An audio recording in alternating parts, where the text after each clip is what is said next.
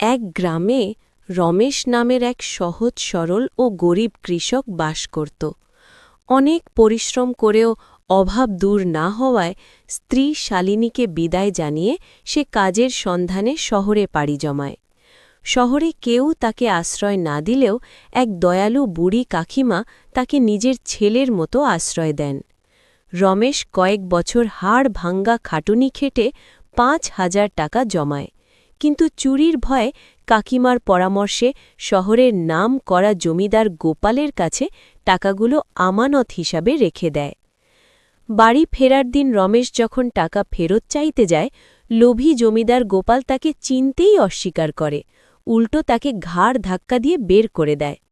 রমেশের এত বছরের কষ্টের উপার্জন হারিয়ে সে কান্নায় ভেঙে পড়ে।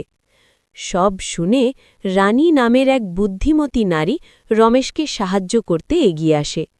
পরিকল্পনা অনুযায়ী রানী একটি বড় তালাবন্ধ সিন্দুক মাথায় নিয়ে জমিদারের কাছে যায়। সে মিথ্যে অভিনয় করে বলে তার স্বামী বিদেশ থেকে অনেক হীরে জহরাত পাঠিয়েছে, যা সে জমিদারের কাছে গচ্ছিত রাখতে চায়। সিন্দুক দেখে জমিদারের চোখ লোভে চকচক করে ওঠে। সে রানীর বিশ্বাস অর্জন করতে চায়। ঠিক তখনই পরিকল্পনা মতো বুড়ি কাকিমা এসে খবর দেয় যে রানীর স্বামী রমেশ ফিরে এসেছে।